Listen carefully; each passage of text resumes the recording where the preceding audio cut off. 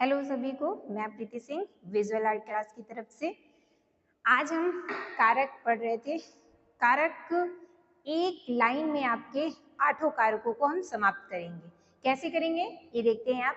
आपका ये एक वाक्य है। एक वाक्य आपका क्या है? अरे राधा, मथुरा में बलराम के भाई श्याम ने अपने हाथों से खजाने से लाखों रुपए ब्राह्मणों को दान दिया। हमने आपको कारक में क्या बताया? कारक में आपकी क्या होती है? एक क्रिया होती है। क्रिया क्या है इसमें? दान देना। क्रिया क्या हो गई आपकी? दान देना। हमने आपसे बताया था कि क्रिया से संबंधित जितने भी पद होते हैं वो सभी आपके कारक के अंतर्गत आते हैं। दान देना आपकी क्रिया हो गई। ये जितने भी पद हो गए आपके, ये सभी पद आपके किससे संबंधित हैं? कारक। ये सब क्या हुए? आपके कारक। अब इसमें इस एक लाइन में आपके कौन से 8 कारकों के हैं आपको देखते हैं। हम कहते हैं ना कि एक वाक्य में क्या है, केवल एक ही कारक प्रयोग होता है? नहीं, आपके एक वाक्य में आपके 8 कारक भी आते हैं। कैसे? अरे राधा, अरे राधा, अरे यहाँ पे क्या हुआ? संबोधन। यहाँ पे जब आपका विस्मयादि बोधक चिन्ह आ जाता है तो क्या हो जाएगा आपका? यहाँ पे संबोधन कारक। ये यहाँ पे आपका हो गया संबोधन कारक। अरे राधा, हमने किसको संबोधित किया? राधा को। ठीक है, तो हमने जब पुकारने या बोलने की बुलाने की बात आती है तो क्या प्रयोग करते हैं? संबोधन कारक का प्रयोग करते हैं, और इसमें आपका विस्मयादिबोधक चिन्ह प्रयोग होता है। अरे राधा, मथुरा में। कहाँ पर? मथुरा में। आपका क्या है? मथुरा में बलराम के भाई श्याम ने क्या क्रिया है आपकी? दान देना। दान किसने दिया था? श्याम ने दिया था। कहाँ दान दिया है? मथुरा में दान दिया है। जिस स्थान पर कोई क्रिया संपन्न होती है तो उस स्थान में क्या कारण, कौन सा कारण होता है आपका? अधिकरण कारक होता है। अधिकरण कारक होता है। ठीक है, अधिकरण कारक कहाँ? जहां पर आपकी क्रिया संपन्न होती है, जो आपका आधार होता है। क्रिया है दान देना। दान देने की क्रिया कहाँ संपन्न हो रही है? मथुरा में। वो कहीं आगरा में, अयोध्या में और कहीं तो नहीं दे रहे हैं। वो क्रिया कहाँ हो रही है दान देने की? मथुरा में। तो मथुरा में क्या हो गया आपका? अधिकरण कारक। जहां पे क्रिया आपकी संपन्न होती है वहां पे आपका अधिकरण कारक होता है। दूसरा आपका है बलराम के भाई ने। बलराम के भाई ने, तो किसने? करता तो श्याम है, बलराम के भाई ने। लेकिन जो आपके श्याम ने दान की क्रिया की है तो श्याम से बलराम का क्या बताया जा रहा है? संबंध बताया जा रहा है। तो बलराम का श्याम से क्या बताया गया? संबंध बताया गया। तो यहाँ पे आपका कौन सा कारक हो गया? संबंध कारक हो गया। ठीक है, का की के वाक्य आएगा तो आपका कौन सा कारक होता है? संबंध कारक होता है। का की के कारक आया आपका संबंध कारक। बलराम के भाई श्याम ने। ठीक है, तो यहाँ पे आपका क्या बन गया? संबंध कारक, क्योंकि बलराम का संबंध जो है वो किससे? श्याम से बताया जा रहा है। हमने फिर आगे, श्याम ने अपने हाथों से खजाने से लाखों रुपए ब्राह्मणों को दान दिया। क्रिया है आपकी दान देना। दान देने की क्रिया जो है वो किसी के द्वारा की जाएगी। तो किसके द्वारा हो रही है? दान देने की क्रिया किसके द्वारा की जा रही है? श्याम के द्वारा की जा रही है। दान देने की क्रिया किसके द्वारा हो रही है? श्याम के द्वारा। तो श्याम यहाँ पे क्या हो गया? कर्ता हो गया। दान देने की क्रिया यानी कि क्रिया को जो संपन्न करता है या क्रिया को करने वाला जो होता है वो आपका क्या होता है? कर्ता कारक होता है। क्रिया को करने वाले को क्या कहते हैं? कर्ता कारक कहते हैं। तो श्याम में क्या हो गया आपका? कर्ता कारक। और हमने बताया था कर्ता ने, कर्ता के लिए कौन सा? ने चिन्ह का प्रयोग होता है। ठीक है, हमने देखा अरे राधा संबोधन कारक। मथुरा में क्रिया कहाँ संपन्न हुई आपकी? मथुरा में, तो यहाँ पे अधिकरण कारक।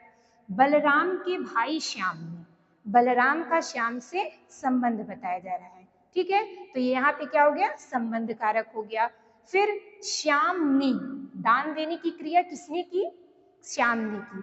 तो जो क्रिया को करता है वो कौन सा होता है? कर्ता कारक अंतर्गत आता है। तो श्याम आपके क्या हो गए? कर्ता।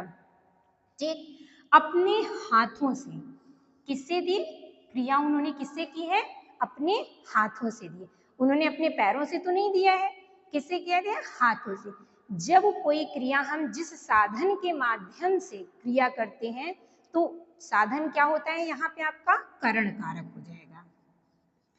करण कारक में क्या होता है कि क्रिया जिस साधन के माध्यम से की जाती है तो वो साधन आपका क्या होता है? करण कारक होता है। तो दान देने की क्रिया श्याम ने किससे की है? दान उन्होंने किससे दिया है? हाथों से दिया है। तो हाथ क्या हो गया आपके? करण कारक हो गया। ठीक है, इसके आगे अपना खजाने से। कहां से? खजाने से लाखों रुपए। खजाने से लाखों रुपए ब्राह्मणों को दान दिया। तो लाखों रुपए जो है वो कहाँ से निकले हैं? खजाने से निकले हैं। लाखों रुपए कहाँ से निकले? खजाने से। तो जब किसी वस्तु से अलगाव का भाव आता है तो वहां पे क्या हो जाएगा? आपका अपादान कारक हो जाएगा। ठीक, से आपकी विभक्ति प्रयोग हो गई। करण में भी से प्रयोग होता है, लेकिन करण में हमने जो से बताया है वो आपका कैसे हुआ? साधन के लिए। तो हाथ उनका साधन हुआ। खजाने से रुपए कहाँ से निकले हैं? खजाने से। तो खजाने से रुपए निकल रहे हैं तो खजाने से रुपए क्या हुआ? अलग हुआ। तो जहां पे अलगाव का भाव आता है वहां पे आपका क्या होता है? अपादान कारक होता है। ठीक है, इसके बाद आपका है लाखों रुपए। रुपए क्या हो गया आपका? कर्म कारक। जैसे कि उन्होंने दान दिया। ठीक है, उन्होंने दान दिया। उन्होंने क्या दान दिया है? जब क्रिया का जिस पर प्रभाव पड़ता है, ठीक है, तो उन्होंने क्या दान दिया है? रुपए। उन्होंने वस्त्र दान नहीं दिए, अन्न दान नहीं दिया, क्या दान दिया है? रुपए। तो इस दान देने की जो क्रिया है उसका प्रभाव किस पर पड़ रहा है? रुपए पर पड़ रहा है, क्योंकि जैसे जैसे वो दान देते जाएंगे रुपए कम होते जाएंगे। ठीक है, तो जब क्रिया का प्रभाव जिस पे पड़ता है तो वहां पे आपका होता है कर्म कारक। क्या होता है? कर्म कारक। क्रिया का प्रभाव जिस पर पड़ता है वो आपका कर्म कारक हो गया। तो रुपए में क्या हो गया? कर्म। लाखों तो ये आपका विशेषण हो गया। लाखों रुपए, हजारों रुपए, ये आपका विशेषण हो गया। ठीक है, रुपए में आपका कर्म कारक हो गया। किसको दान दिया? लाखों रुपए ब्राह्मणों को दान दिया। किसको दान दिया है? ब्राह्मणों को। क्रिया क्या है? दान देने की। दान देने वाला कौन है? श्याम। श्याम ने किसको दान दिया है? ब्राह्मणों को। जब किसी के लिए कोई क्रिया की जाती है तो वहां पे आपका होता है संप्रदान कारक। कौन सा कारक होता है? संप्रदान कारक हो जाता है जब किसी के लिए कोई क्रिया की जाती है। श्याम ने दान दिया, जब दान लेने वाला ही नहीं होगा तो दान वो किसको देंगे? तो यहाँ पे दान कौन ले रहा है? ब्राह्मण।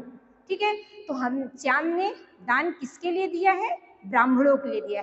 गरीबों के लिए तो नहीं दिया। यहाँ पे किसके लिए दिया है? इन्होंने ब्राह्मणों के लिए दिया। तो जब किसी के लिए कोई कार्य किया जाता है तो वहां पर आपका संप्रदान कारक होता है। ठीक है, देखा आप इसमें आपके ये कितने कारक हो गए? 1 2 3 4 5 6 7 और ये 8। ठीक है, आपके 8 कारक आ गए। 8 कारकों में क्या है? अरे राधा संबोधन, मथुरा में जहां पे आपकी क्रिया संपन्न होती है, आधार होता है, वहां पे आपके अधिकरण कारक। बलराम के भाई श्याम ने, तो कर्ता से जिसमें संबंध बताता है काकी के, वहां पे आपका संबंध कारक। श्याम ने, तो दान की क्रिया किसने की? श्याम ने। तो श्याम कैसा हो गया? कर्ता कारक हो गया, जो क्रिया संपन्न करता है। अपने हाथों से जिस साधन के माध्यम से क्रिया होती है वहां पे आपका करण कारक होता है। तो हाथों में आपका करण कारक। खजाने से लाखों रुपए, तो रुपए कहाँ से निकले हैं? खजाने से। खजाने से निकलने का या अलगाव का भाव आया तो आपका अपादान कारक। और लाखों रुपए निकले तो किस क्रिया का प्रभाव किस पे पड़ रहा है? आपका कर्म पे पड़ रहा है। और ब्राह्मणों को दान दिया, जिसके लिए क्रिया की जाती है वहां पे आपका संप्रदान कारक होता है। ये हमने देखा आपको एक वाक्य एक लाइन में आपका पूरा कारक समाप्त।